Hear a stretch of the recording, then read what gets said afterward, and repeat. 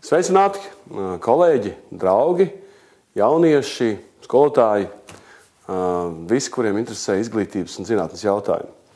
Domāju, ka šajos vairākos mēnešos, kopš esmu ministrs,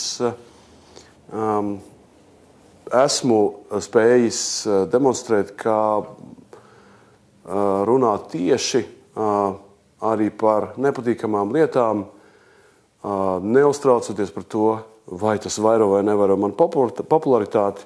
To jūs esat sapratuši, ka tā ir īpašība, un es arī turpmāk tā taisos rīkoties. Kas iespējams jums ļaus saprast, ka tas, ko es šodien runāšu, arī ir tikpat godīgi, skaidri un neviltoti. Un šodien es gribētu runāt par vienu tēmu, kurā es esmu pieskāries, aizskāris, varbūt pieminējis, bet neesmu nekad veltījis to pamatu uzmanību savos video blogos.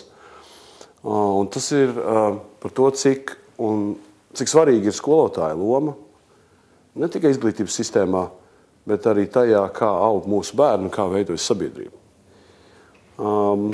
Man tāpat kā citiem, visiem, gandrīz visiem cilvēkiem ir skolotāji, kuri ir atstājuši ļoti lielu ietekmi uz to, kā es domāju, kā es vērtēju lietas, kā es izvēlos. Domāju, ka arī tas, ko es daru un runāju, ir atspulgs manu skolotāju ietekmi uz mani. Esmu arī pats strādājis, kā jūs varbūt ziniet, par skolotāju gan Ādažu vidusskolā, gan arī Rīgas Franču licejā. Patiesībā daži no skolotāju organizāciju pārstāvjiem ir mani bijušie darba kolēģi šajās skolās, par ko man ir liels gandarījums un man vienmēr ir prieks viņus redzēt.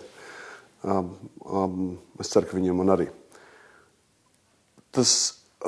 Protams, man ir 3 bērni, un tādā vai savādākā veidā man nākas saskarties ar skolu vidi. Es, piemēram, vakar rakstīju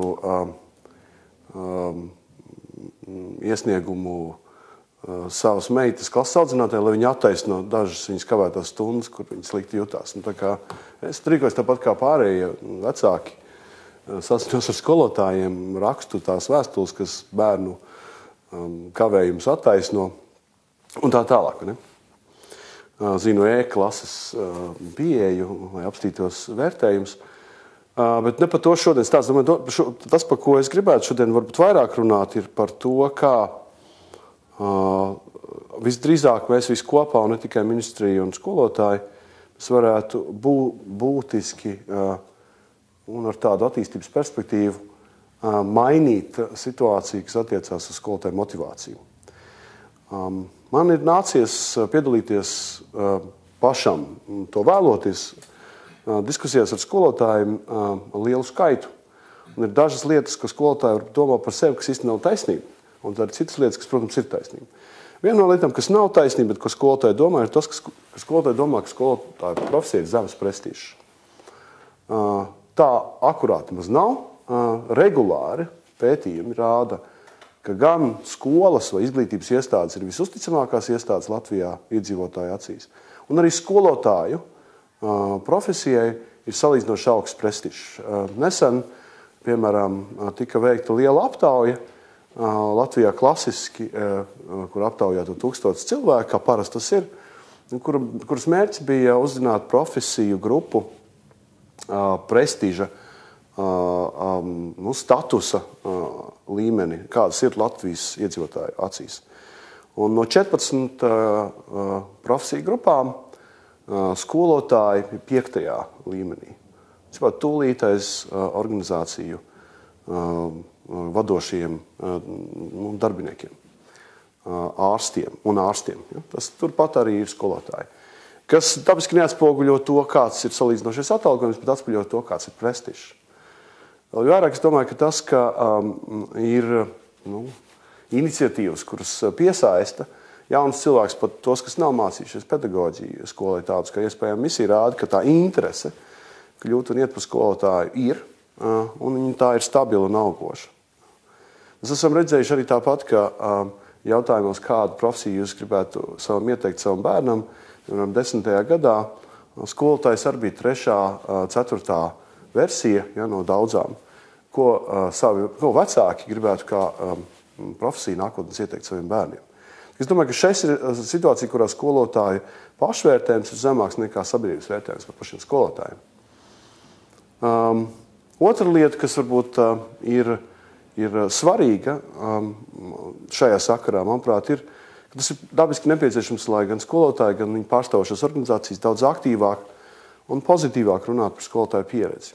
Pat esmu jautājis skolotājiem, kad jums ir bijis kāds, teiksim, sabiedriski preses vai kāds notikums skolā, viņi saka, nav bijis, žurnālisti jau parasti raksta tikai par visādām sliktām lietām.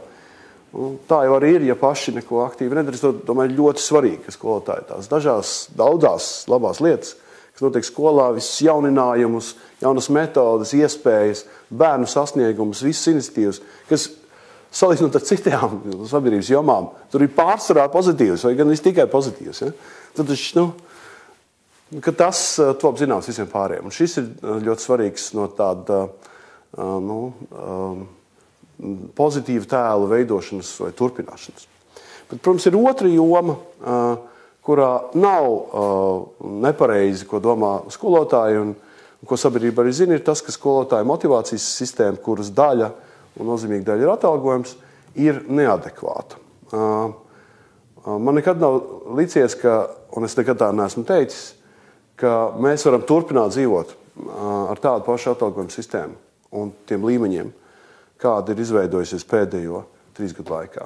Es domāju, kolēģi, un to varbūt ir vērts arī sabiedrībai zināt, savulaik valdība izstrādāja 6.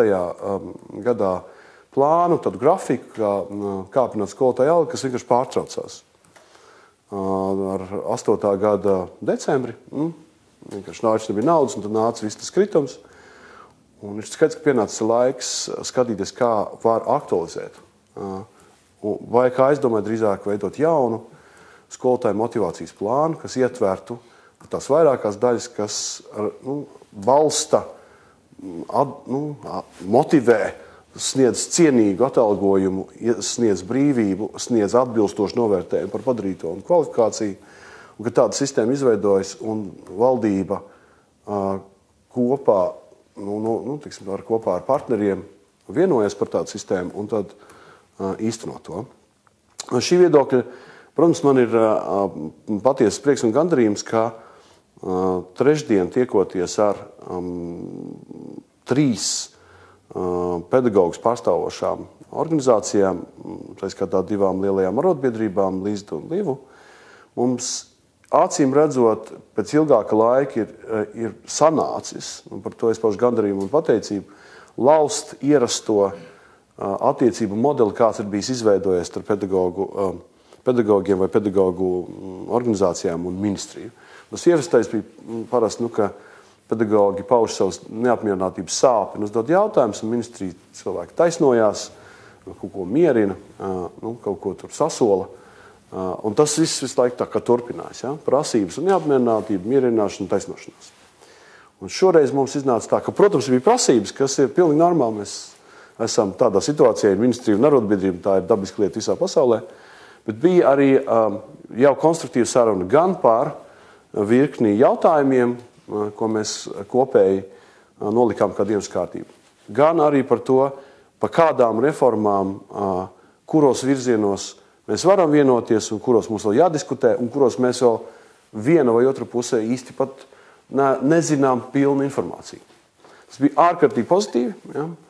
Es saprotu, ka tā parastā uzmanība tad koncentrējas uz atalgojumu palielināšanas prasību, bet šī otrā daļa ir tieši tā, kas acīm redzot varēs nogarantēt to, ka arī tā atalgojuma situācija uzlabojas. Konstruktīva sadarbība. Ja? Tāda spritstāvēšana jau neko īsti nedod. Mēs no savas puses jau esam, negaidot, izstrādājuši pirmos piedāvājumus. Tas bija pedagogu profesionāls un tālāk izvirzītajā lielajā projektā, kurā ir piedalījies ļoti apjomīgs skolotāju skaits. Un šī projekta rezultātā tad ir piedāvājums ar variantiem, kādā veidā turpmāk veidot motivācijas sistēmu. Tātad tur nav tikai atalgojums, kas būtu nozīmīga viena daļa, bet ir jautājums par stundām nedēļas 40, par to, kas tajās stundās ieiet, kādas ir proporcijas kontaktstundām, tam, ka viņi var gatavoties, tam, ka skolotāji var labot mājas darbs, tam, ka viņiem ir arī laiks, kas ir apmaksāts, ja, lai viņi veiktu sabiedriskos pienākumus, audzināšanas pienākumus. Tas tur ir par soļiem, kādā veidā mēs to varētu īstenot. Tas ir jautājums par kategorijām, tas ir jautājums par to, kādā veidā uzrunāt dažādu priekšmetu, dažādās prasības un mācības specifiku, ko veic skolotājs. Un, protams, mēs runājam arī par to, kā mēs varam sakārtot atalgojumu pieauguma sistēmu. Šo te plānu ar variantiem, savukārt mēs no savas puses gribētu, un tas arī tā būs, jo tas jau ir norganizēts, apspriest ar skolotājiem aprīlī, maijā, ja nemaldos 7 dažādās Latvijas vietās, tādās lielāka mēroga diskusijās vai fórumos, un paralēli tam veikt gan mūsu pašu aprēķinus, gan arī konsultācijās ar iesaistītām pusēm. Mums ir finanšu ministrija un citi kolēģi. Mēs varētu noskaidrot, kāda tā ir situācija, teiksim, ko mēs varam un kādas ir mūsu iespējas raugoties tuvākajā nākotnē. Es esmu diezgan optimistisks par šo. Tā teikšu, piemēram, vienu konkrētu iemeslu. Jūs paši ziniet, ka skolēnu skaits Latvijā diemžēl samazinās un turpinās samazināties. Taču, tad, kad tiek budžetēta kāda mērķdotācija, tad rēķinās tādu provizorisko skaitu un tad koriģē to vēlā pavasarī, kad ir precīzāk dati, un šī korekcija parasti ir skolēnu skaitu samazinājumi, bet savukārt iebudžetētā nauda ir lielākam skaitam. Līdz ar to veidojas tāda starpība, un šī starpība, nevar pateikt, cik tā ir liela, ja mēs vēl nezinām šo skolēnu skaitu izmaiņas, bet tā ir pietiekami apjomīga, lai to nevis tā kā atdotu no sistēmas, bet paturētu sistēmu šajā gadījumā iespējams izmantotu motivācijas plāna atbalsta pirmajiem pasākumiem. Ja? Tādējādi, manuprāt, te ļoti vienkāršs, bet skaidrs pirmais solis. Tāpat mums ir citas iestrādes, kas saistās ar karjeras atbalsta sistēmas integrāciju skolās, kas mums ir saruna objekts ar Labklājības ministriju. Tāpat mēs redzam citas iespējas, kuras skolas varētu turpmāk arī pašas patiesībā pelnīt, kur agrāk viņas nevarēja, kā piemēram bezdarbnieku kvalifikācija. Es domāju, ka te ir pietiekami daudz cerīgu punktu, kurus atliek tikai izstrādāt. Un šeit ir ļoti svarīga tā konstruktīvā sadarbība. Tas arī tas, ko es kolēģiem no profesionālām organizācijām lūdzu palīdzēt ar savu kompetento padomu, gan attiecībā uz to, kā veidojas, piemēram, skolu budžeti un skolotāju algas, un kā tas varētu izskatīties dažādu scenāriju gadījumā. Tāpat mums ir svarīgi saprast, kā šīs slodzes, noslodzes, apjoms sadalās pa priekšmetiem, pa vecuma grupām, un kā to vajadzētu uzrunāt pareizi ar motivācijas sistēmu. Šos esmu lūdzu kā konkrētus, ne tikai priekšlikums, bet patiesībā jau ziņojums. Tas ir pietiekami cerīgi. Mēs esam norunājuši arī, ka pēc lieldienām jau aprīļa vidū mēs atkal sastopamies, saskaņojam tos savus kalendārus. Es arī kolēģis iepazīstinu tāpat kā skolotājs visā Latvijā ar mūsu plānu, tām versijām un piedāvājumu. Mums ir zināma skaidrība jau par to, kā virzās sarunas varbūt ar kolēģiem valdībās un ministrijās, tā lai mēs jau varam pirms mācību gada beigām patiesībā nākt ar pietiekami konkrētu plānu, un kurš ir pamatots arī ar cipariem un ar ietekmes izvērtējumu. Es domāju, ka tas būs gana labi, kā ne tikai, kā zināms, iesāktā procesa atjaunojums, bet arī apliecinājums, ka man arī kā ministram interesē pozitīvi noskaņoti par savu nākotni vairāk nekā agrāk pārliecināti skolotāji, pedagogi, Tas, ka mēs varam salikt kopā jau šos abus jautājumus, gan izmaiņas izglītības jomā, gan motivācijas sistēmu, es domāju, ka mēs to panākam. Un es domāju, ka beigās ir jāpasaka, kas patiesībā ir lietas, ko mēs jau visi zinām. Ka izglītības sistēmā jau tas pārējais, viss, kas tur ir, metodiskie materiāli, mācību programmas un iekārtojums klasēs un kvalitātes vadības sistēma un pārvaldība un finansējuma sistēma. Tas viss jau ir apkārt vai centrālai saitei, vai centrālai attiecībai, kas ir starp pedagogu un bērnu. Un tai saitei, tā jau ir tā primārā saite, uz ko mēs visi arī strādājam. Lai tā būtu viskvalitatīvākā, bērnu talantus visatbrīvojošākā, arī skolotājiem jābūt pārliecinātam, radošam, brīvam, apmierinātam, cik var, bet apmierinātam ar dzīvi, cienīgu sajūtu iekšēju un arī no sabiedrības, jo tā jau tikai tos talantus var attīstīt tajos bērnos. To jau nevar attīstīt ar saspiestu, depresīvu, no kontroles traumētu, instrukciju pārgāstu. Pedagogu tas viss ir jāņem nost, tas ir pilnīgi citādāk veidā. Šī sistēma, mēs jau arī veidojam, tā pamata attiecība, pamat